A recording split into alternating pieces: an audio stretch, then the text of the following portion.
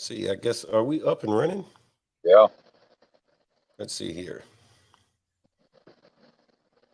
Wait a minute. I don't see us. Let's see. Are we up and running? Yeah. Well, you know what? I don't think it's It I shows mean, on my side it's up and running. Been live for 22 seconds. is it on YouTube? I don't know. Okay. What? Oh, okay. All right. Well, shit. I guess we're up and running.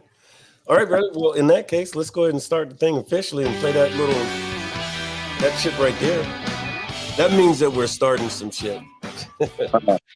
Huh. Clearly, I don't know what the fuck I'm doing, but that's all right. Anyway, y'all, hey, thank y'all very much for stopping into the Big BoneYard. And this is going to be a good day, man. This is a very good day for us. And I'll tell you why. Because first things first, we got Uncle Shaggy. Doggone Uncle Shaggy, 1%er from Vader's MC. Man, I'm glad you're here, brother. This is the way to get this thing started, brother. This is the way to do it. So, I those of y'all, told you, I'll give you my word that if you got this going, I'd be your first guest. So here that I is a am. fact.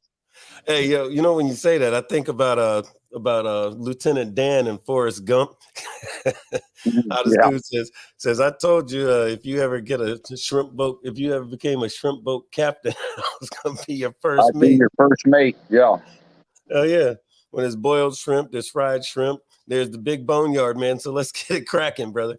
But yeah, man. So Uncle Shaggy, man, thank you for being here. Uncle Shaggy, for those of y'all that don't know, if you've been under a rock somewhere, Uncle Shaggy is he is a to say he's a well-known biker is man, kind of an understatement, but this is one of the realest cats out there right now. I'm talking throughout the United States. When people think about bikers who are doing the thing, not just talking about it, a lot of cats talk about this stuff. In fact, there's too many, in my opinion. A whole lot of folks talking about this stuff who ain't really doing it. Not 20 minutes ago, I was listening to this one dude who was doing some show. The way I understand, this cat hadn't ridden 40 miles in any direction, but yet he's reading all these news stories about all of this stuff that's going on, and you don't know what he's talking about. Anyway, point is, Uncle Shaggy ain't that. He's the real deal, and I'm glad as hell to have you here, man.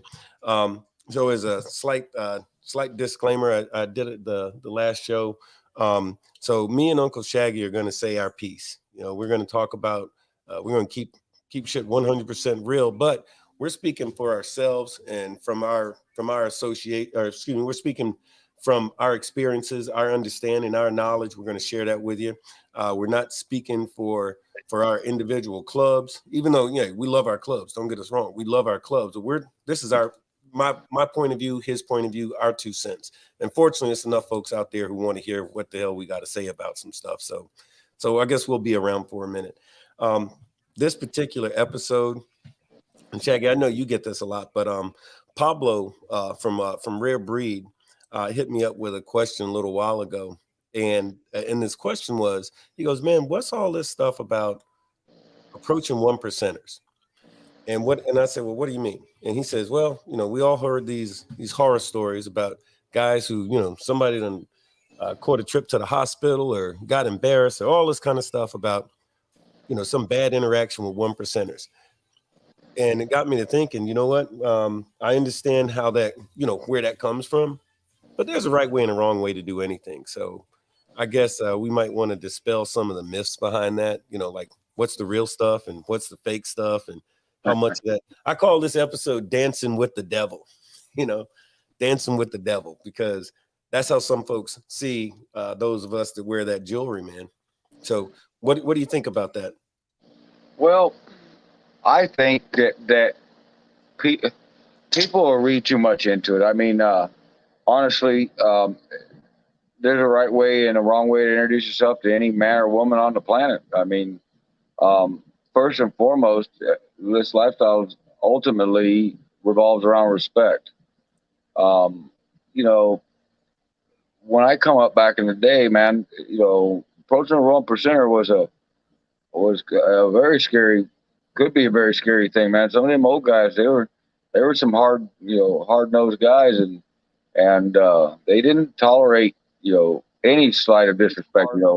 Content and intent was always a big deal. They didn't tolerate any slight of disrespect.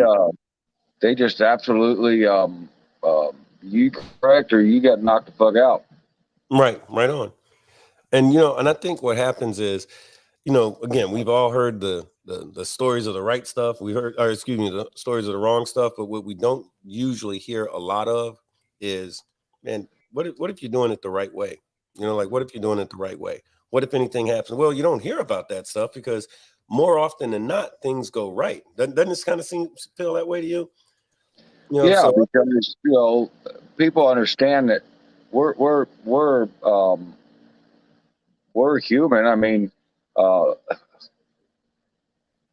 they need to some of understand us, the history of the 1%. They need to understand the history of MC, and they need to understand a lot of facets. But man, if you go up to any man or woman and stick your hand out and do what you're supposed to be taught the first day of prospecting, how to introduce yourself, 9 times out of 10, you're going to dispel any type of bad interaction. But you gotta also pay attention to your surroundings, man. There are guys in clubs you just don't approach. right? How they're dressed, how they're standing, what they have on. There's so much that goes with that. And usually, if you approach the wrong individual, he'll look at you funny, and that's a good hint to just walk away. But you know, I witnessed a thing when I was a prospect 21 years ago in my former club, and it was a very telling thing. Alcohol is where most people mix up the way a 1%er is always conducting himself. So there was a celebration for a guy who was in a big club, just got out of prison. He's celebrating 30 years in their club, Yeah. and a guy came up to him, a civilian man, shook his hand. Hey, welcome home. Good to see you. It's been a long time.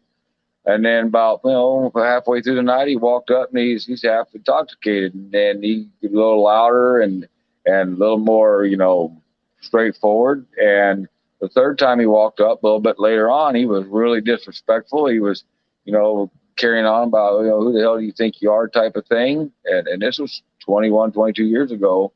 And he got an education you'll never forget. At one, I didn't think one man could get hit that much, and two, after getting hit that much, I didn't think a man could run that far that fast. So there's a right way and a wrong way, and if you're intoxicated, you're better off just staying off in the corner. I mean, because in this lifestyle, being intoxicated does not give you an excuse for your actions. You're held accountable for your actions as if you were sober. Yeah. I saw a sign sometime back. Actually, I've seen the sign twice, and it says, "Oh man, how did it go?" It's something to the effect of, "Oh yeah, this is the wrong place to find out how good you can hold your liquor." No, this is the wrong place to find out how good or bad you can hold your liquor.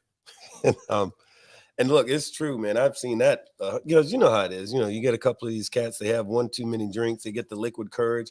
And here's the thing: these guys that think that you gotta be, if you got to get your nerve up and you got to have 4 shots before you decide you want to go over and say your 2-piece to whoever this cat is or whoever these guys are, then this ain't the lifestyle for you anyway. You know what I mean? If you're that damn scary. But let's get into it. Here's what, if anything, you do when it's time to go ahead and for whatever reason you need to talk to a 1%er, right? And I guess we're to figure out, why do you think you need to talk to a 1%er? First of all, like, why is that? Is it just because, hey, you're hanging out, they're in a bar, you're in a bar, and you want to go say hey? Or is it you need to talk some business with them? You're trying to get going. There's something going on with your club. You're trying to get right. Like, what is the motivation? Like, in your opinion, what are like a couple of 3 things that would make it a good reason to go and talk to those 1%ers when they're not talking to you, bothering you, or nothing else? They're just over there minding their own damn business, and you need to go and talk to them. Why is that? Like, why would that? So first off, we got to look at times have changed, man. More of us are out in the public's view. More of us are out and about mingling with the public, as they say. It used to be you go to biker bars, man. They were strictly biker bars. You didn't see the squares in there. Everybody in there was on twos, one shape, form, or fashion. Uh, so we're out more publicly. We're being seen more publicly. We're more approachable, and that all followed. You know, going from being hated to being liked, and everybody wanted to be around, and that's why the club scene expanded like it did. And that was all after the Sons of Anarchy thing, which, you know, wasn't really a bad thing at first, but it became a joke, a laughing stock, if you will, you know, for quite a long time, and a lot of those effects are kind of wearing off because, you know, that's just what happens over time. But we're now more approachable. So if you're going up to talk to 1%, probably because you probably recognize them, or you know a little bit about the MC community, and well, you see that diamond or you see that vest, and you think, well, he looks like somebody important, or you might want to have business to talk with him. But I can assure you, business is not handled in a bar. It's not handled during party time and drinking time. And a true blue 1%er is not going to talk business with you. He's probably going to tell you, hey, good to see you or whatever, but turn around and get lost and talk business in public. Right. I see that a lot. So let's say a guy's got something he's got to get off his chest, or he's got something he needs to talk to you. What's the procedure? Somebody tells him, hey, I'm trying to talk to you about some business related something or other. Somebody tells him to get lost. What's he gonna do? What's his next thing? I'm gonna tell you what, if you don't get the hint the first time that we ain't talking business in public, you know, that's a tough question to ask, because It is. It's kind of a gotcha question, because, you know, 20 years ago they didn't have face recognition cameras, and people knew to mind their own business. They didn't have nobody pulled their cell phones out, because cell phones were really, really, really new and expensive, and they didn't have cameras on them. And you know, if a Diamond or any club, a True Blue OMC or a three-piece patch 99 club, man, they told you to go away and you didn't go away, well, you got the bricks beat off of you. Right. Today's day and age, you got to be a lot more careful. You can't be so fast to react. Some will contradict that and say, "Well, I'll just knock him out." Well, you know, if you think serving your club is in jail is better than serving your club outside of it, then, hey, do what you want to, man. You're a free man. Honestly, you know, try to find a dark alley and say, "Hey, man, I told you we ain't having this conversation," and just hope that you're not wearing the orange jumpsuit the next day, because some people just don't know when to quit. They gonna have their themselves heard, and this lifestyle ain't changed that much. Well, you know, and I hear you, and I think that's where a lot of the headaches and the hiccups come in, because folks don't really know the who, what, when, where, and how. And what I mean by that is that the circumstance we just talked about. Yeah, there's a time and a place for everything. But the best thing that I've seen is if somebody is hanging around, let's say not necessarily at your clubhouse, but they're at the same place. We're at the same place a lot of times. You get to know somebody. So, okay, that's a different conversation with somebody that you hung out with a little bit, or somebody you've seen around a little bit, or somebody you know something about. That's a different thing, especially if they're trying to get something going. They're going to be able to talk to somebody. But let's really, the subject of this thing is approaching 1%ers. Let's say, because here's the truth. The truth of the matter is that under every circumstances, is not some guy walks over and gets clocked in the head because he wanted to say hi or buy somebody a beer, which, by the way, great move. You want to talk to somebody, hey, fellas, don't mean to interrupt you, fellas, but hey, you mind if I buy you all a beer? That's the best introduction in the world a lot of times, you know, provided we don't got something going on. Hey, why not? That's a gentlemanly thing to do. Somebody's got they want to say their two-piece or just say hello. Great way to introduce yourself, you know? Yeah, some of these cats, you ever heard about these guys who figure they're going to come over and be Billy Bad? They're like, hey, I need to talk to you. You seen those guys before? I've seen them, yeah. They're entertaining. Yeah, it's a lot of fun. It's a lot of fun with those guys. But you know, I think what happens is that if most folks, if they remember to approach like a grown ass man, or in some cases, woman, you know, come over, act like a grown up, say your piece. If somebody's willing to talk to you, talk to them. Now let's move past here's where we're already talking, or nobody's gonna, shoo you away or whatever, and you get to talking. So what kind of stuff should you or should you not talk about? Let's say if you're in the bar, what are you not talking about? Well, say it's uh, somebody witnessed something and they just got to get off their chest and tell you what they witnessed and all the facets of it. You know, people got to remember, man, loose lips sink ships, first off. Secondly, other ears are always listening, always listening. It doesn't matter.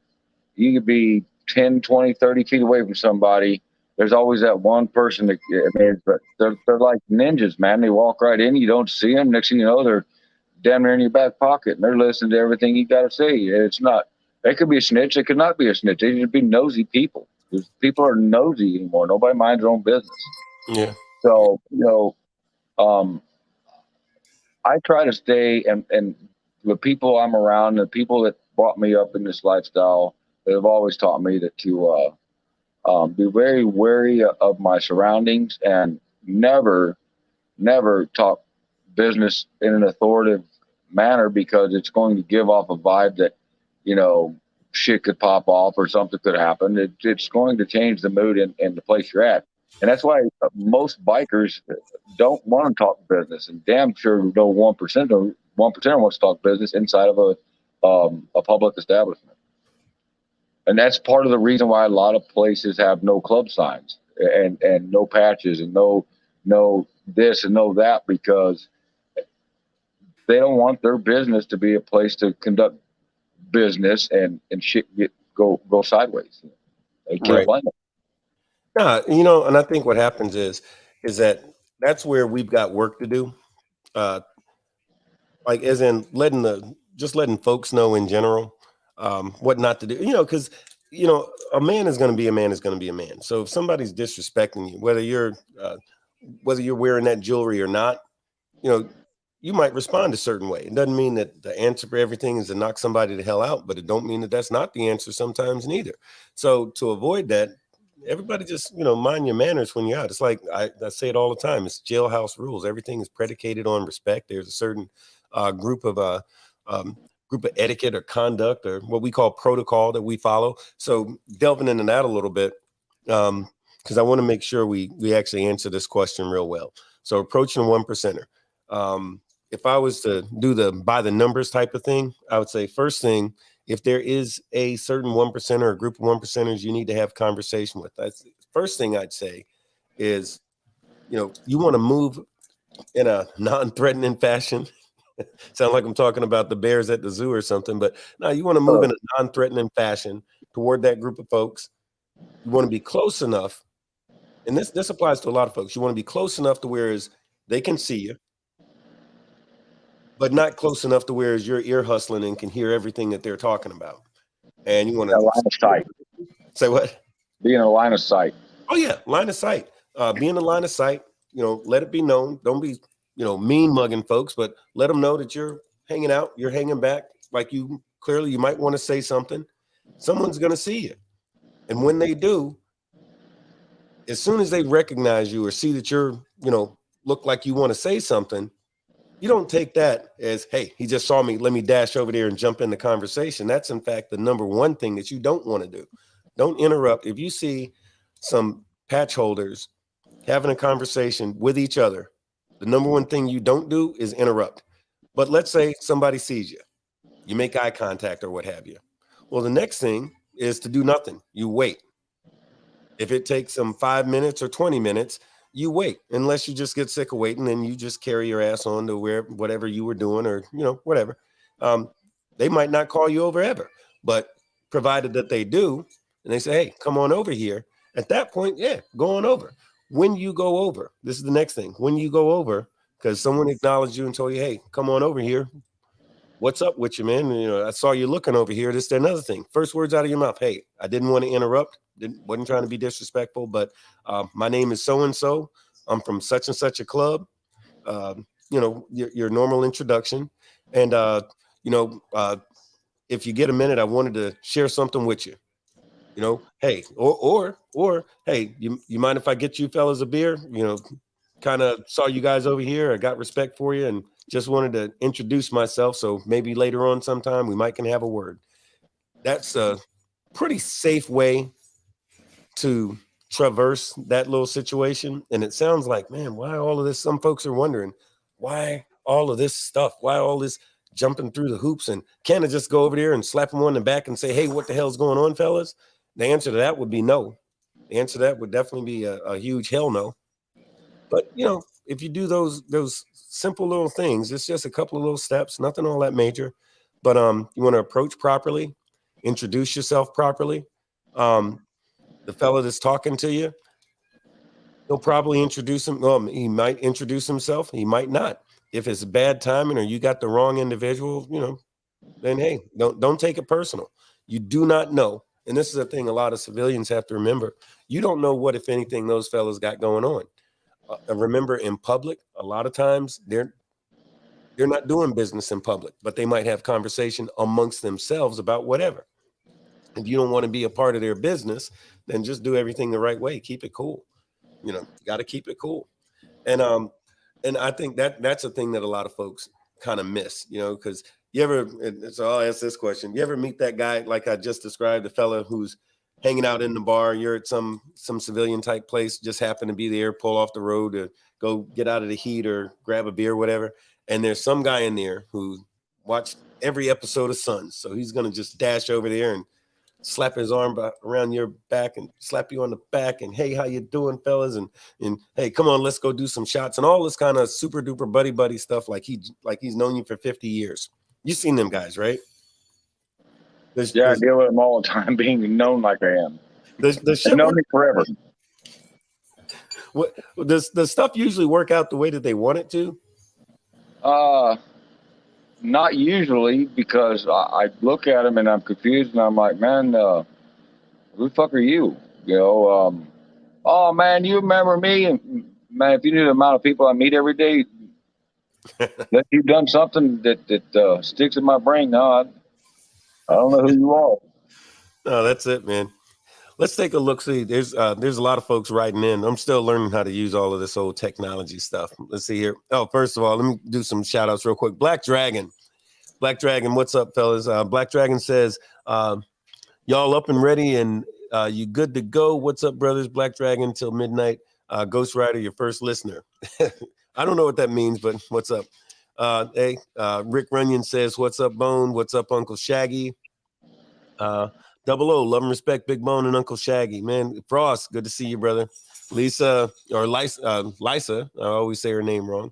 She's saying hello. And let's see, it's a lot of folks here. Frost says, from my point of view, it's all about respect for the lifestyle and culture of the club or members as well. That's a good point. I got to go along with you on that. Dazed and Confused says, Steve, it's this way. So when I was a kid, my dad had a rule and my parents had a rule. They followed very strictly. So kids would be seen and not heard. And you did not interrupt adults when they were having a conversation. And as I grew up and became an adult and then went in the military, that was another thing. You didn't interrupt, you know, Master Chief and the commanding officer or any of those higher ranking guys. It was just one of those things you didn't do. It was a respect thing. Yeah. But I'm not going to walk in the middle of your family and because I think I need to have 5 minutes of your attention and you know, end up making an ass out of myself.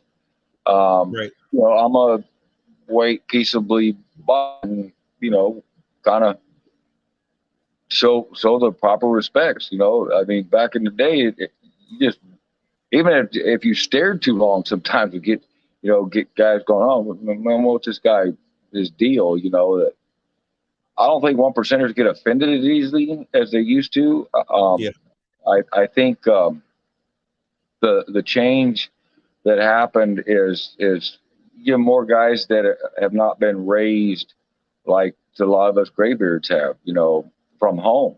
The man code isn't what it used to be. You know, everybody likes to be a bitch on the texter back and forth and be tough, but you know, when it's time to knuckle up, man, they turn the screen off. The people tailing and doing stupid shit. It's it's a different world for some of us because we're used to reaction immediately, and now you have to think before you react because more than just yourself is getting in trouble. Man, there's a place down here called in the Tampa Bay area called Ybor City. And Ybor City. Oh, hey, what's up, Phoenix? Phoenix from Tampa. So she knows about Ybor City. She lives there. No, she don't live there. She goes there a lot. Anyway, um, but doggone Ybor City is sort of like if you think about like Mardi Gras in New Orleans, it's sort of like that every weekend. It even looks alike. So a lot of people are down there. Over the years, this was the place. It became known as it was a real stab and jab kind of a place. All the clubs went down there and all that kind of stuff. And it had a few hiccups and a few dust ups here and there. So over the years, this place is wired for sound. I mean, you can't go. I mean, on every block, there's 100 cameras with live video feed to Leo all up and down the whole entire area of Ybor City. Once upon a time, that was the place for where you went there to, well, so once upon a time, if you needed a little workout, hey, you went down to Ybor City because somebody was gonna fuck up and they were gonna be made an example of. Whereas nowadays, that's an exercise in discipline because in Ybor City, somebody might act up.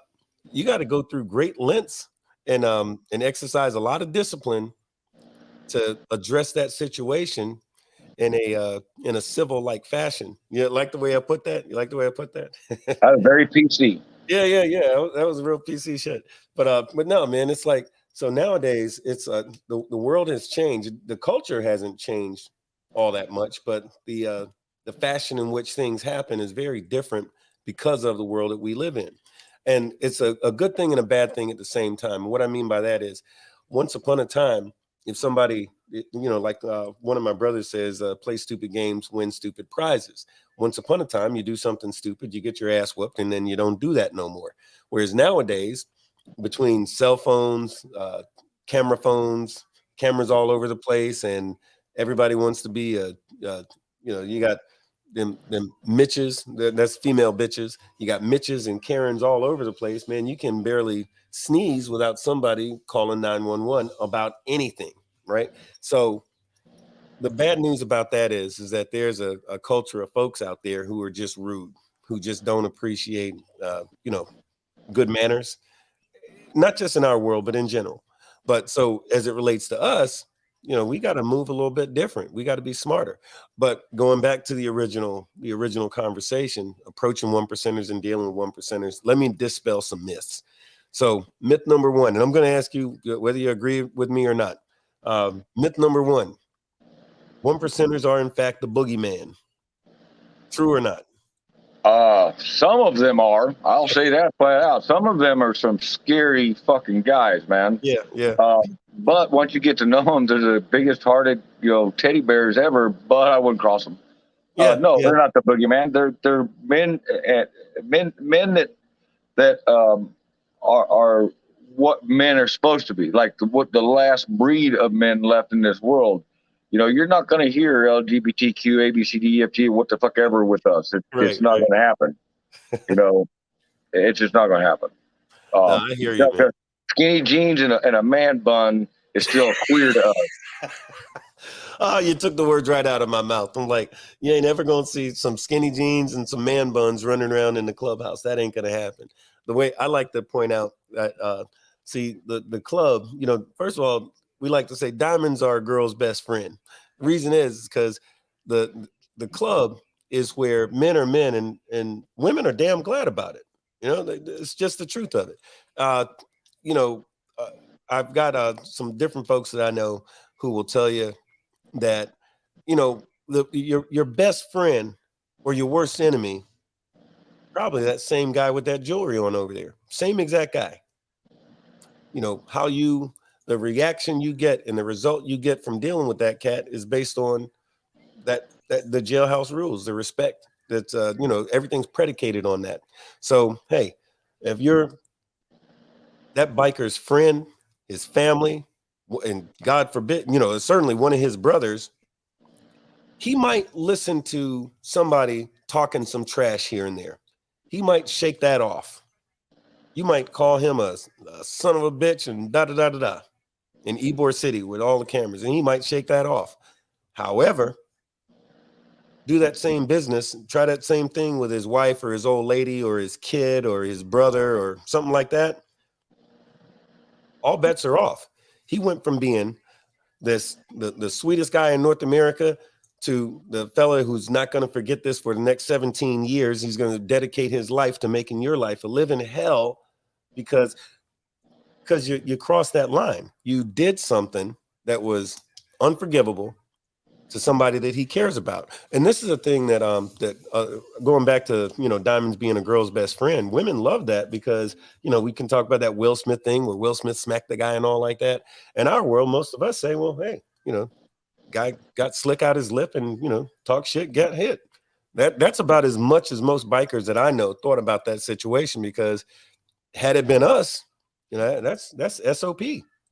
So going back to that, yeah. Well, honestly, man, the one thing I thought about it after seeing it, one, I thought it was staged because it just looked staged. But even if it wasn't staged, I'm telling you right now, you're not walking up in public and smacking me in the mouth. Right. And I'm just going to stand there and take it. I'm going to the hospital. You're going to the hospital. It's on at that point. You got to put your hands on me. That's not about being a 1%er. That's just about being a man. But see, you're coming at it from the standpoint of see, our whole 1%er thing is predicated on being a man first, right? So that's something that's just ingrained in us. The guy that got smacked, he was just some guy who thought he was being funny. But think about it, put it in our perspective, like in our lifestyle. And I'm not saying that the guy was supposed to just stand there and get smacked. I'm not saying that, but I'm saying the guy that did the smacking. That's not something that's outside the realm of possibility amongst us. If somebody disrespected your old lady, I know your old lady. I know for a fact, I know exactly how you'd get down. So, and I know we're all on the air and stuff. It would be like pretty. I can tell you that. It comes to my old lady, my kids, or my club brothers. It's worth wearing the orange jumpsuit to me. Mm-hmm. So that's my dedication, love, and my oath to them. But I know what I signed up for. Yeah. Same thing when I was in the military. I was willing to die for that guy to the right and that guy to the left and that guy to the front and the guy to the back. And by God, he better be willing to do the same goddamn thing because we're in the same fight. Yep. Now, bring up another thing. The next myth. So myth number one. So I guess we dispel that all 1%ers are not the boogeyman, but some of them are. I think, all right, that's what we established there. Number two. So all 1%ers are gang members because that they said a long time ago that 99% of all motorcyclists are law-abiding citizens and 1% of them are friggin' outlaws. And a lot of folks took that, well, that means you got to be a criminal in order to be a 1%er. You got to go out and break the law and do criminalistic stuff and, burn down churches and, and rape puppies and all this kind of stuff. Is any truth to that stuff?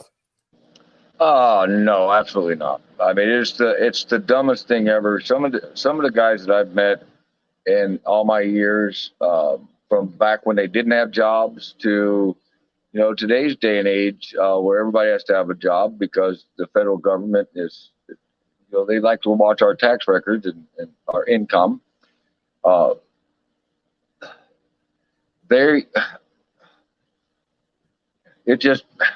It's one of the dumbest things ever that you have to be a criminal in order to enjoy brotherhood, ride motorcycles, fly a patch. That 1% diamond signifies the lifestyle I'm living. It doesn't signify that I'm a criminal. The Patriot Act really fucked all that up when they labeled us all domestic terrorists. Most motorcycle clubs are filled with veterans. And you know how offensive that is? We fought the terrorists.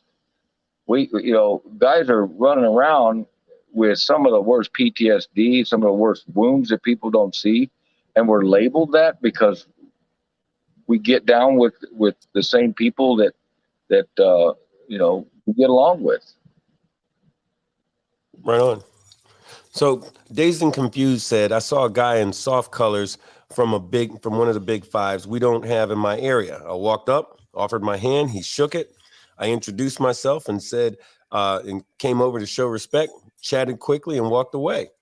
He goes, it wasn't a Sounds bad professional. conversation. Yeah. He says, it wasn't a bad conversation. Stay polite, be respectful, and it'll go fine. Um, that kind of sums it up. That kind of sums it up in most circumstances. Um, so I guess so. The second thing, going back to the next thing, is one percenters are not a bunch of orange jumpsuit wearing so and so's. Now, full disclosure, I know a club member or two, diamonds and otherwise, 99s, diamonds, OMCs, all that, who have been a guest of the city, the state, or the county on occasion. But then again, I know of cops that have also been a guest of their own jails before. And we could talk about priests, we could talk about scout leaders, we could talk about teachers, we could talk about. So the way I like to sum it up, as it comes to these diamonds, man, um, every organization on the planet Earth is made up of people, and some of those folks have gotten ran afoul of the law, some haven't. So motorcycle MCs or motorcycle clubs or their organizations that might have a few criminals in it, which does not mean that they are in fact a criminal organization. That's where this big confusion comes. And see, when it comes to the news and stuff like that, or some of these TV shows, it ain't sexy to talk about the toy run. It ain't sexy to talk about how Big Bone 1%er helped his neighbor after a fire, or it ain't sexy to talk about how we helped out the folks at the church, or any of that. That stuff's not sexy. Never hits the news. But mess around and get caught jaywalking or sneezing out loud or whatever, and then that's front page news because, man, that's sexy, right? So thing number two, I guess we're not all criminals. So thing number three, I guess the third thing about so when we're speaking about here's a good one. So one percenters, I've heard, don't bring. In fact, I'll tell you about this. So there was this one guy some time back who his old lady was looking at becoming a member of one of the social clubs, and this fella had tried to join the club, and he was having some problems with it. And the way I understood it, actually I got it from the horse's mouth. The story was she was going around telling everybody her husband said that she couldn't do it because of the fact that those guys, those one percenters, are gonna have her out there on the corner in no time flat, and they're gonna pass her around and all this kind of stuff, and the baby's name was gonna have to be named after one of the club members, and all of this kind of stuff. So, is are one percenters? Is it safe for women folk to be around one percenters, or is it more like what this guy was saying? Because they wouldn't let him in the club. So the way I heard, he told his old lady all of this stuff, and he was getting it straight from the horse's mouth. So who's telling the truth here? Is it They're safe? safer than being in their mother's womb. That's been my experience. That's been my experience. But and I'm not a chick, but So all right, so we're not raping puppies. We're not a bunch of criminals. We're not the boogeyman. All right, what else do they say about us? There's a whole bunch of stuff. But let's see, what's the other one? Oh yeah. So new guys that try to join the club. Is it true that they have to go out and commit 5 class 4 or class 3 felonies in order to become a member? Is that stuff true, or is that just part of the? Well, I'm not a lawyer, so I can't tell you what a class 1, 2, 3, 10, whatever Yeah, me alphabet neither. felony is. But if they're so inquisitive to find out about that, nut up or shut up. You're not going to find that out until you join the club. Right on. Yeah, I don't actually know what a class 4 felony is. I just made that shit up. Hey, I was making it up, man. But anyway, I'll tell you. Here, let me look at the notes. Hey, by the way, if anybody's got any questions, y'all feel free to give us a phone call. Just give us a call in, and we'll chit chat with you about whatever you got. Here's the phone number. Where's the phone number? phone number here somewhere. Where is it? You know, the thing with the broads is, you know, uh, if you go back and watch the old '60s biker movies, um, the '60s was, you know, love, peace, hair grease, you know, LSD. It was all about you know, getting high and partying and having a good time. And man, there's the occasional, you know, group sex or gang bang or whatever you want to call it, and it was all consensual. I mean, everybody had a good time. Nobody bitched and moaned. It was a big party, and I love reading and learning that old history and listening to the old guys talk about it. But man, you're not going to get broads to do that shit no more these days, man. They're all independent and free, and none of them cook. And you know, shit. It's a different woman compared to the women of our parents or our moms. It's a different type of men that from our compared to our dads, compared to what we're dealing with now. It's a different raising from the traditionalist time period to the baby boomers to, you know, Generation X and on up. It's a whole different climate. But you know,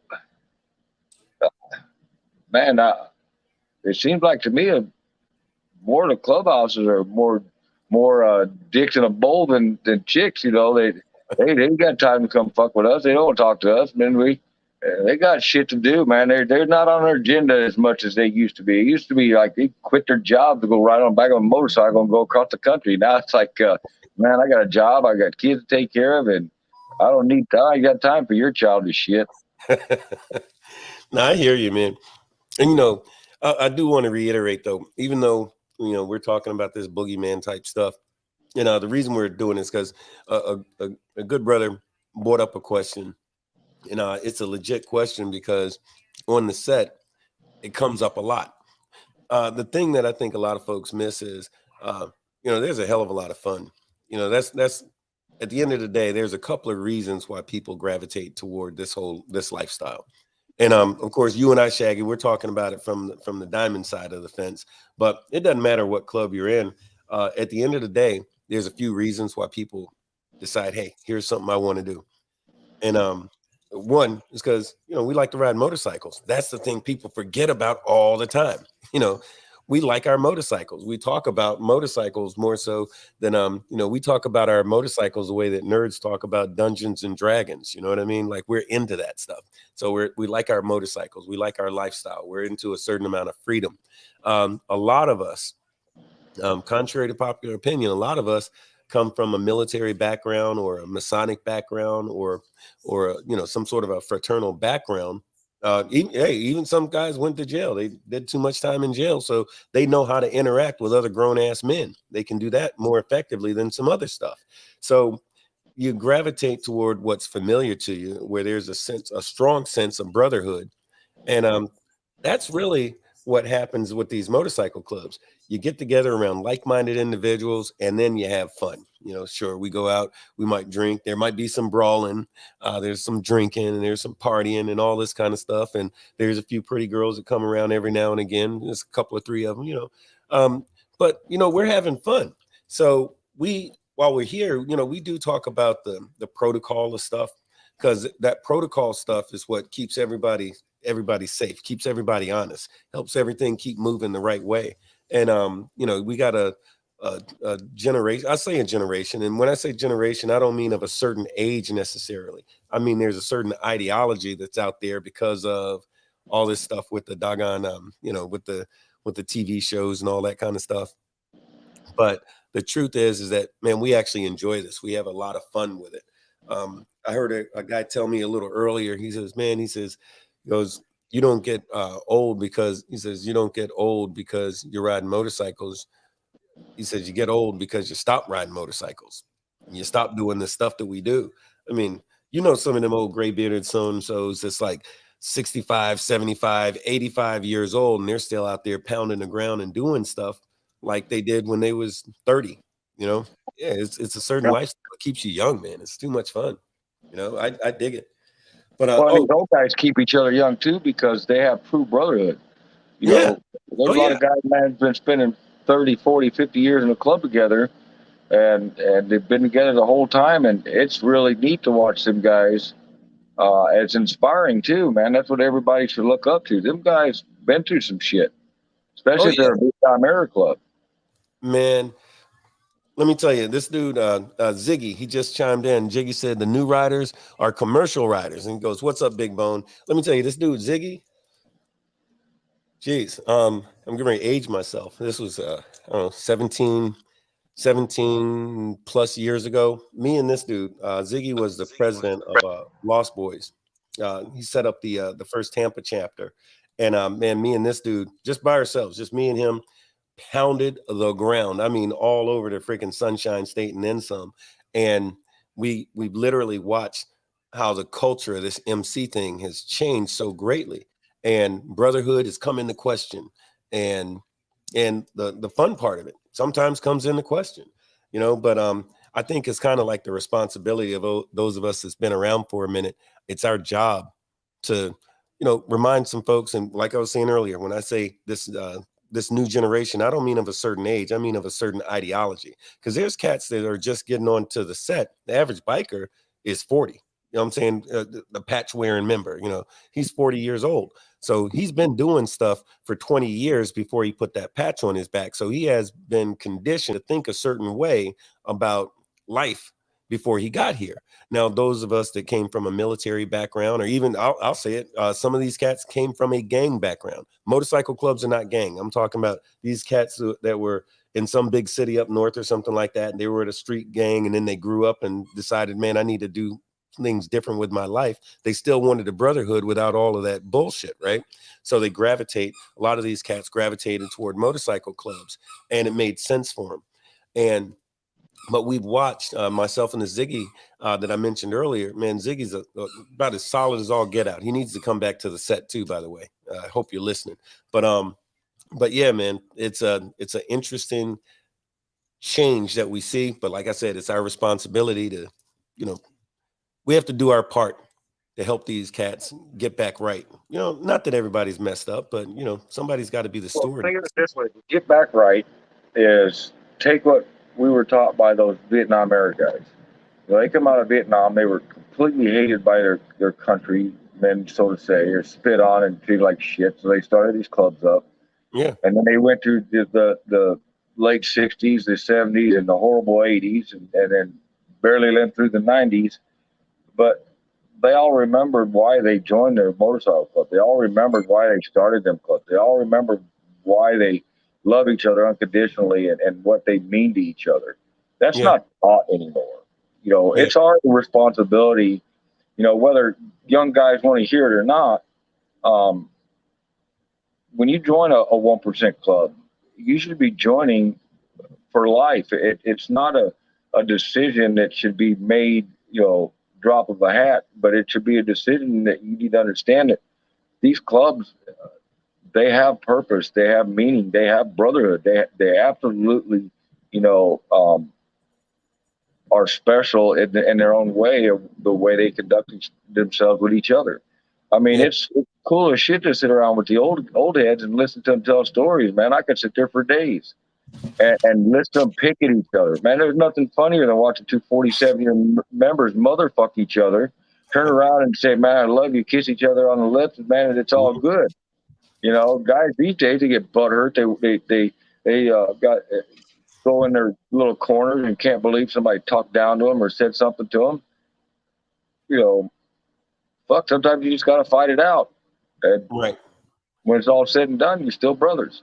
That's it, man. So I just got a question. All right, good question. I actually like this question. So the question is that I came in from a anonymous West Coast, a writer from the West Coast. All right, so anonymous, the writer from the West Coast, just asked a great question. He says, "What's the difference between a rider and a biker? What's the difference between a rider and a biker?" Now, I think I know what I think about that, but what say you, Shaggy? Well, I could if a rider and a biker from 10 years ago. Today's day and age, man, I'm not really sure there's much separation. Me, I still believe in all the old traditions and the old ways of doing things. So a biker is somebody who basically eats shit, lives, breathes his motorcycle. He has a relationship with his motorcycle. I'm not talking about fork in the tailpipe. I'm talking about he knows every inch of that motorcycle. Right. He's built it with his own hands. He knows how to change his own oil. He changes, he fixes shit when it goes, breaks down. Um, a rider is somebody who just absolutely enjoys, of that ride to this place or this place, but the bike spends more of its time in the garage or under a cover. I feel like I'm doing my club wrong, or I'm doing what I believe wrong when I don't ride my motorcycle daily. Like I had a life change happen back in February. It's finally going to come to an end here in a couple of weeks, but because of that life change, I haven't got to spend the amount of time on my motorcycle that I want to. And there's the times where I just said, fuck it, man, and got on it and disappeared for a couple of days just because I want to ride my motorcycle and fly my colors and be with my brothers. I work to live. I don't live to work. Right. Oh, let's see here. Somebody's calling us. Let's see who this is. Could be a bill collector. Yeah. Hey, if this is a bill collector, we ain't talking to you. But hey, thanks for calling the BoneYard. Who's this? Hello. Hold on. Yeah, hey, can you hear us? Yes, I hear you real good, brother. Can you hear me? Yeah, we can hear. Hey, can you hear them, Shaggy? Can you hear them? Yeah. Okay, yeah, go ahead. Yes, this is Black Dragon, Midnight Ghost Rider from Charleston. Oh, right on. Wait, your name is Black Dragon? Yes, my mom gave me that name. My mom, when I was little, when I studied like Shaolin martial arts. Okay. And ever since then, that name, it stuck with me. And I just want to say, I'm learning so much from you, like Black Dragons, and Shaggy. I just wanted to thank y'all, man. And I'm looking to be in a club. I'm just like kind of taking my time, but if a pick was going to be anybody, it'd be you guys. The simple fact, I love wearing black. I've been wearing black for a long, long time since I was little. Just something about all my clothes is just all black, and I just love you brothers, man. And I think y'all awesome, man. And I'm glad you got the show on, and that's basically all I wanted to say, man. Well, man, I'll tell you what, thank you for calling. We definitely appreciate hearing from you. I'll share this with you. One, so your name definitely caught our attention because we know a Black Dragon, so that kind of threw us off a little bit. But I'll tell you, and as much as I appreciate hearing what you have to say, I think that when it comes to thinking about becoming a part of this lifestyle, the thing you want to think about is, yeah, it's kind of cool to wear all black, right? It's kind of cool. That's what we call aesthetics. That's the look of it. There's a reason as to why most clubs do what they do, including the fact that they wear a certain color or look a certain way or there's a reason for that. So if it just looks cool, keep looking. You got to dig a little deeper, because with us, man, it's more than about, wearing some stuff that looks cool, and I hope you appreciate what I'm saying there, man, because this lifestyle for us it's not like a part-time kind of a thing. It's like when I ride across the country and get back after, I've been on my bike for the past 36 hours and I had to get back in time enough to jump on the air to do a show or something like that. The thing is that, how do I say this? I'm not doing that just so I could look cool. You know what I mean? I'm doing this because I'm attached to a lifestyle. That's who I am. When I take off all that black stuff, I'm still an outcast. You talk to Shaggy, I don't give a damn what he's wearing. He's an invader when he wakes up. He's an invader when he goes to sleep. I know Shaggy, so I can tell you that with a great amount of confidence. And so I appreciate the love. You know, we appreciate when folks kind of dig what we do and everything like that. But dig deeper, man. Definitely dig deeper. There's more to it than just wearing some cool clothes. You know. Anyway, what Well, do you? absolutely. The traditions of the club shouldn't be public. You should have to earn that stuff. You know, why we do things the way we do it. Go through the process and learn. Um, don't be that guy who wants to know every single thing and never do nothing with it. I mean, be a productive person in the community as far as the MC community goes.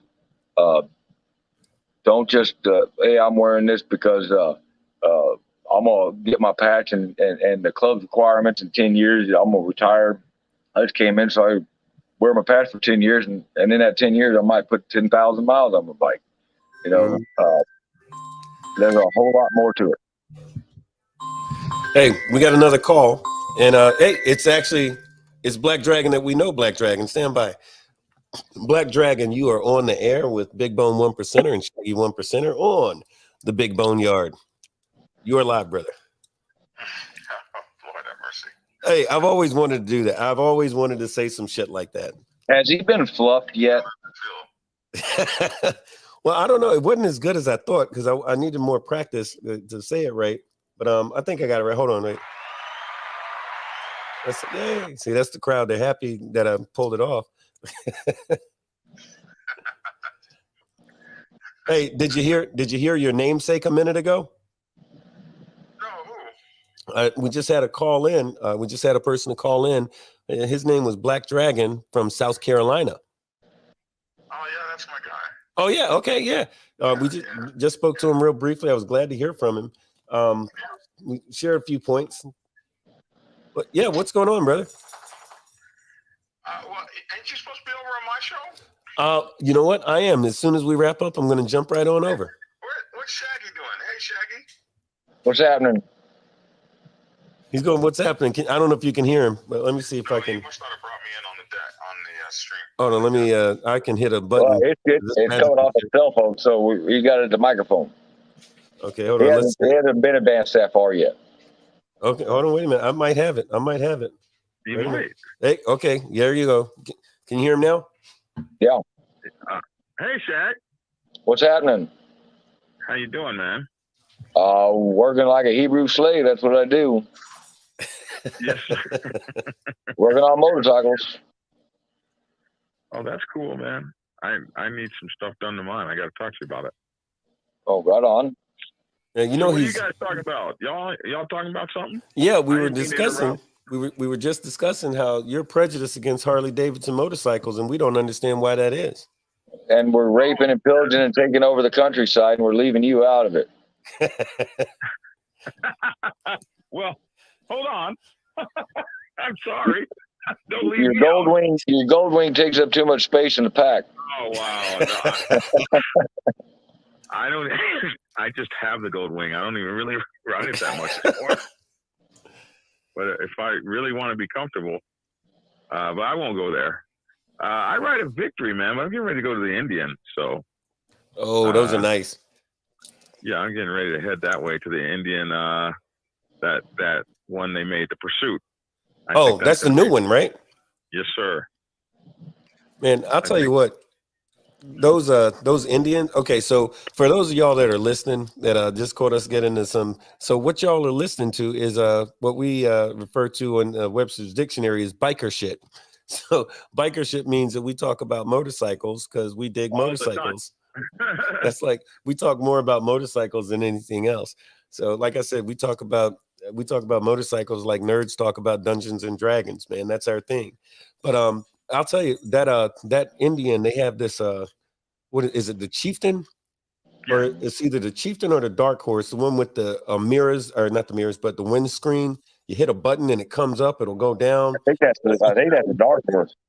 Is that the Dark Horse? So I if I understand right, the Dark Horse is you can get the Dark Horse in like every model or something like that. So there's a Chieftain Dark Horse and a Chieftain, I think. I think that's how it goes. And the dark horse is the blacked out one. Oh, by the way, Black Dragon, the other Black Dragon just corrected me. He's from Charleston, West Virginia. I said South Carolina. My bad, brother. No, I knew where he was. Oh, okay, gotcha. Pablo, good to see you, man. Good to see you. But yeah, so yeah, that. But anyway, yeah, they got that from Victory. The Victory windscreens raise up and down with a push of a button. Always have. They're premium motorcycles that come with these things as standard options that you just get with the bike. Is this a commercial? That sounded like a commercial. That sounded like a commercial. I gotta what do you got? I gotta circumvent the commercial and point out that right. My good friends, speaking of commercials, no, my good friends from doggone Harley Davidson, Burt's Barracuda Harley Davidson would beg to differ because they feel that the Harley Davidson is the premium motorcycle.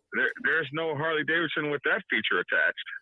You don't know that. You don't know what they're building. I just everybody in my club has one of them raggedy mofos. So I just see, when I leave them on the side of the road, That's why they don't love you because you elect to leave them while you're riding some traitorous Taliban type motorcycle. Taliban. Hey, listen, the Indian was around before Harley. Don't do that. Well, they were around before, but that would be what you call a splash in the market. They were the go-to bike.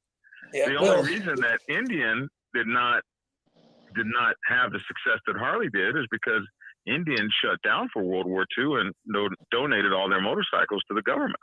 Now, why would they, during time of war, not do the patriotic thing and stay up and running for those folks that needed them, like Harley Davidson did? Because they gave to the war effort. Like Harley Davidson did. The government. Like Harley Davidson did that. Because, you sound like a fucking shoe salesman. I ain't buying it.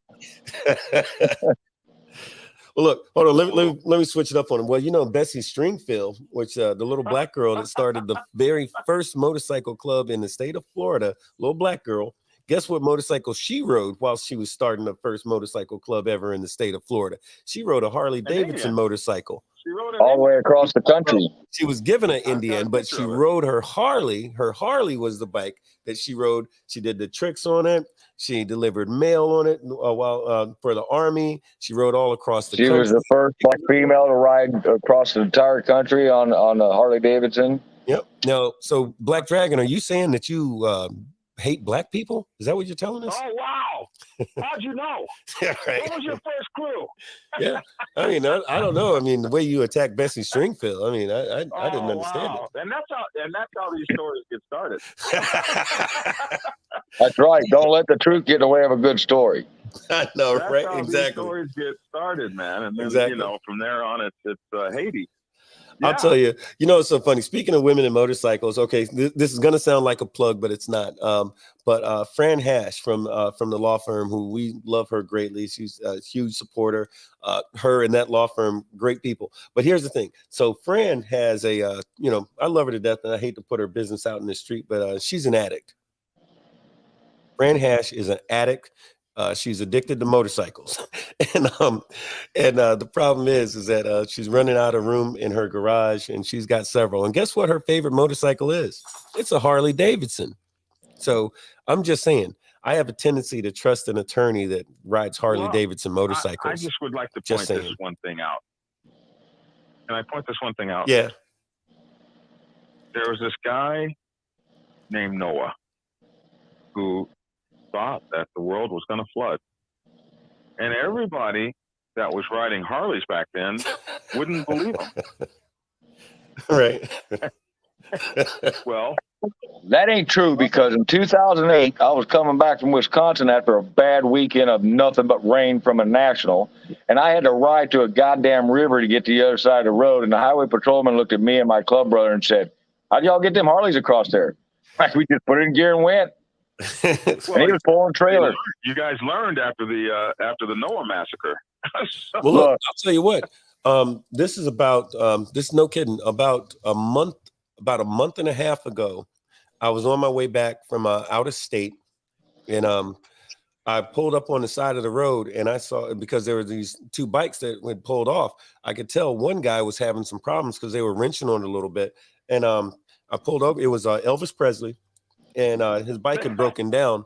He actually had a Honda Goldwing, and it was broke down pretty bad. And Tupac Shakur, Tupac was there trying to help him. And I said, Pac, there's nothing you can do. You got to let him go. And Tupac looked me right in the face and he says, man, I'm a real biker. I'm not leaving him until the tow truck gets here. It's going to take him about another 4 hours because he's got like three more of those gold wings to pick up. And I said, hey, Pac, I said, I understand. I appreciate that. I'm going to get on down the road. And I thought that was a beautiful lesson. You missed one part of that. Pac didn't leave because he had all the pot in the other bike. Right. Is that what it was? That's what it was. We know those motorcycles never break down. Oh, yeah. But anyway, my friend, it is about 8:30. I've got to get to my show where we'll be talking about the best prospecting tips for 2022. Oh, right on. So you guys are absolutely welcome to come over. I've already sent you the link, Bone. Right on. And I know you're having fun on your show, bro. I can hear it already, man. Man, you know what? It's good, man. And Uncle Shaggy coming on here, man, has just made it all the better. All the better. He's all right. I don't care what you said about him. I know it. You weren't supposed to repeat that. I already knew. Right on. But yeah, and we got a lot of really cool folks that's been chiming in to talk to us. Ghost Eagle, bringing Nad's Life, Frost. Phoenix is there, man. Phoenix, hey, I see you, girl. Doggone, I always say Lisa, but it's Lessa. Lissa. That's what I said. I said Lissa. You said Lessa. Really? Because see, the way that this microphone is set up, it's not it does the thing. It changes stuff. But no, a lot of good folks here. I'll let you guys close up the show. I'm gonna hop off here. I got a bunch of shit I still got to do tonight. And good luck with your show. I'll pop in from time to time when I can. And right on, man, brother. take that. You got your club's backing on this, and pump out that stuff that needs to be out there. What we were doing on the round table, what I was doing, and it's time for this shit that's being put out to stop. Our lifestyle is very secretive, but not everything's so secret that it doesn't hurt to get these young guys who love this YouTube shit to get involved. Let's get them to the clubs, and then we'll take over from there. Oh yeah. And some folks that need some raising up, man. It's definitely. I think the MC is one of the best places. I mean this completely serious. I'll say this and let you go, Shaggy. And I know you agree, and you probably do as well, Dragon. But I think that the MC is such a good place for young men. I don't care what race you are. It's a good place for young men to come, especially in an environment where young men don't have any leadership, they don't have any guidance, they don't have any mentors.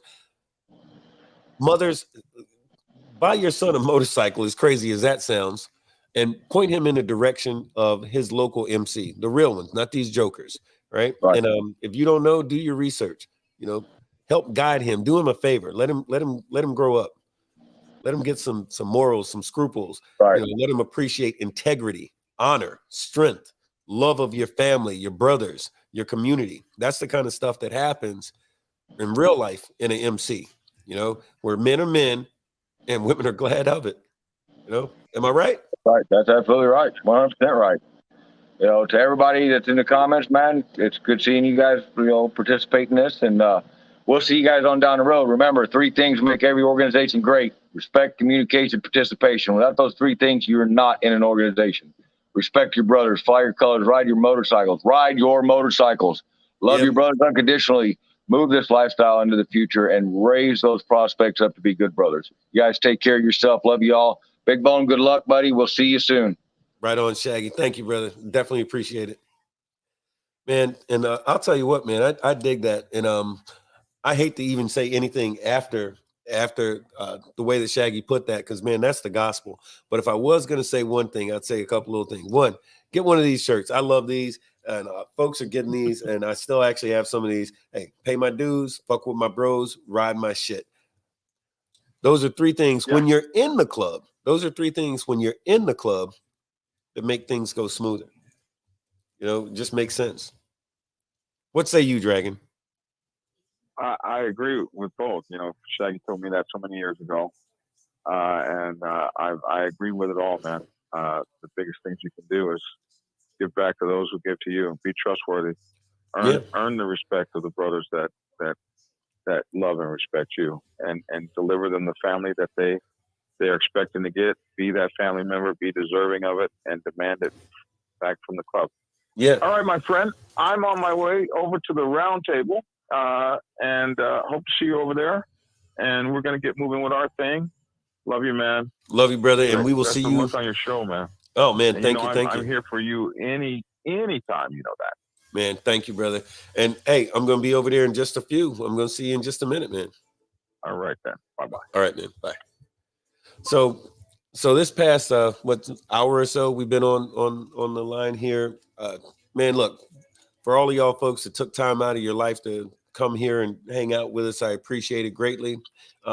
We got into some things tonight, had some conversation tonight. And as we go forward, we're going to have some subjects that we're going to delve a little deeper. So tonight was just scratching the surface a little bit, but I got to tell you, I appreciate you being here. If I was going to wrap up a little something. So the subject is approaching 1%ers. So in a nutshell, man, it's not an impossible sort of a thing, but there is a reason as to why it is that you want to do things the right way. You want to approach people the right way. But these are the sort of habits that you should have with people in general in the world, right? You don't want to be just some rude bastard, you know, because in the regular world, you can be a rude bastard to a guy in the damn grocery store, and you're just a rude bastard when you leave. If you're a rude bastard on the set, there's consequences. Like back in the old days, there was like actions had consequences, and now folks don't feel like there are anymore. Our thing is we live our lives a certain way, and that certain way that we lead our lives is consistent. It doesn't matter whether we're in the grocery store or in the bar or on I-10 somewhere. It doesn't matter. You know, like grown men are going to be grown men, grown women are going to be grown women. We carry ourselves a certain way, which is part of the reason that we love what we do, because we live by a certain code, a certain lifestyle. I talk about like things like integrity, honor, respect, and loyalty. Those are not punchlines to us, to those of us that live this lifestyle. We believe in this stuff. So, you know, so yeah, we feel kind of special because too many folks aren't. But, you know, like we were talking about this, well, earlier today, I was having a conversation with somebody who was talking about getting involved in the club and all this kind of stuff. Here's the thing, man. If this lifestyle was easy, everybody would do it. It's not easy, and it's not difficult in the sense that you're going to die trying. No, it's difficult in the sense that there's too many people that don't have discipline, that don't have the honor, the loyalty, the respect. So young men or folks that looking at this lifestyle understand that there's more to it than just wearing some fancy colors and looking kind of cool and and running around. Ooh, look at me, look at me. It's not about a me thing. It's about a we thing. You know, everything that I do is for the glory of my group and the folks, and sharing this information with the rest of the folks out there who either are in this lifestyle or want to get in this lifestyle. I always say lifestyle because it's not a weekend thing for us. The last question I posed a little earlier was from someone sent in a question, which is, what's the difference between a rider and a biker? Shaggy touched on it, but here's the thing. A guy that owns a motorcycle and every now and again he gets on it, he might enjoy riding his motorcycle profusely. He might be into that motorcycle and everything else. And he might do that a lot of times by himself or with just a couple of three friends that he gets together and rides with. That's okay. That's fine. He might have a group of 20 guys that they're an internet group or something like that, a group of them on Facebook. They get together, they ride their motorcycles and they go their separate ways. If somebody breaks down, it's whatever. You know, basically you're an individual who likes riding motorcycles, and every now and then you ride with somebody else. That's fine. A biker is a person where this is your lifestyle. When you wake up in the morning, you're a biker. When you go to sleep, you're a biker. If you're filling out an application, somebody says, what do you do for a living? You have to remind yourself that you actually have a job if you do, so you don't write down biker You don't write down the name of your club or something weird like that. You know, it's so much ingrained in you that you're thinking about your community, because bikers think about their community. We don't just think about us. We think about our community, all of us. We think about our brothers, the well-being of our brothers. I want more and better for my family and my brothers and my friends than I often want for myself. I'm happy when they do well. They're happy when I do well. You know, and that way we kind of grow together. You know, I don't mean to get all preachy with it or nothing like that, but this lifestyle is something serious. It's something wonderful. I love it, and I hope y'all do too. And I appreciate y'all taking the time out to hang out with me tonight. And so as we go forward, we're going to have a lot more guests. A variety of different guests. We're going to talk about a lot more subjects, and y'all don't be shy. Y'all call in if you got a question, or, you know, bang my line. You know, you can hit me up on any of the social media stuff. It's scrolling around the bottom. And if we're doing a show, you can call in on that call in line that's here. But I appreciate your time. Also, I'll say real quick, I want to tell you, hey, if anybody wants any of these shirts, let me know. I do actually still have a few of these left. And I think we're doing them for $20 plus shipping, or if you go $24.99, I'll include shipping no matter where the hell you are.